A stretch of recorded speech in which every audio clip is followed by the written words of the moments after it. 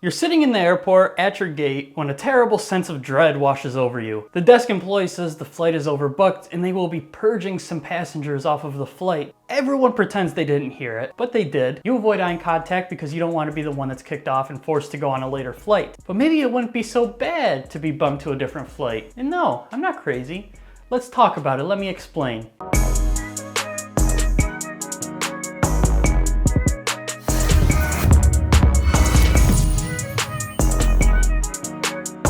Hey everyone, it's Troy from Floaterly.com, and today we're talking about voluntarily rescheduling your flight. Now, of course, there are a few different variables to take into consideration when making this decision, and we will go over the main ones in this video, so let's get going. I'll start with a story. I was taking a trip to New York to visit my family. I hadn't seen them in over a year, so I was very excited to get home and visit. I only had a week planned, so it really wasn't very much time. Now, my first flight was smooth. On time, everything was in order. However, my connecting flight, the one that was taking me to my final destination, was not so smooth. The plane was overbooked, and by the sounds of it, it was overbooked by a good handful of people. The employee at the desk made the announcement and asked for volunteers. And to no one's surprise, there were no volunteers. A few minutes pass and she's back on the mic. This time she offers $500 to any passenger who steps forward. Very tempting, I think to myself, but there was nothing that was going to stop me from getting home that night. But in the end, there were still no volunteers. A short while later, she makes a third announcement, this time jumping the price up to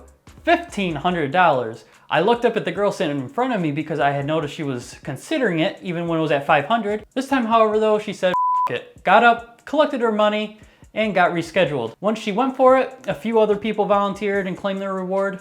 I sat there, envious because they had just made $1,500 and all they had to do was wait around in a hotel room for like 12 hours, which got me thinking, I could make some money here. So with my story out of the way, let's talk logistics. First and foremost, when should you take this deal? Well, it depends on what they are offering. If there is no money being offered, or anything being offered for that matter, then stand your ground, avoid your eye contact, and hope the airline gods don't strike you down. Once money starts getting mixed into the formula, now it's time to evaluate your time's worth. You have to take into consideration that the rescheduled flight and hotel they keep you in for the night will not cost you anything. So that reward is all yours to keep. But are you willing to part ways with an extra vacation day? Let's say you work an average of 175 hours a month. Your take-home pay after taxes is $3,000. That equates to a little over $17 per hour take-home. Multiply that by 8 for the 8 hours in a shift and you get $136. That means a vacation day is worth about $136. Even if it's PTO and you get paid for taking off, you're still burning a day. So in this case, I wouldn't take the deal unless I make at least $136 to make up for burning an extra day. Also, you gotta ask yourself,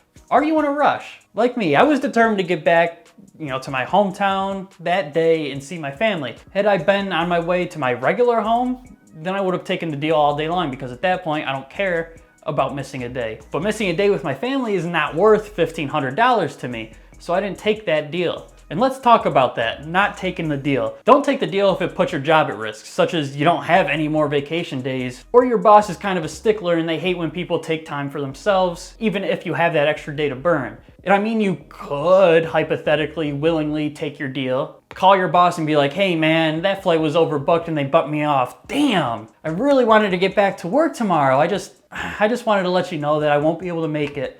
And then hope for the best, that they are understanding and it's no harm, no foul. So at the end of the day, you have to evaluate whether the offer is good or not and make a decision on the fly. But other than that, that's all I really got for you. The rest is all on you. If you enjoyed the video, I'd appreciate it if you went down, subscribed, and hit that bell icon for notifications whenever I upload, as well as leaving a like and sharing this video with friends. Spread the word. Maybe they can snag some easy money too, And with all that being said, thank you guys for stopping by, and I'll see you in the next one.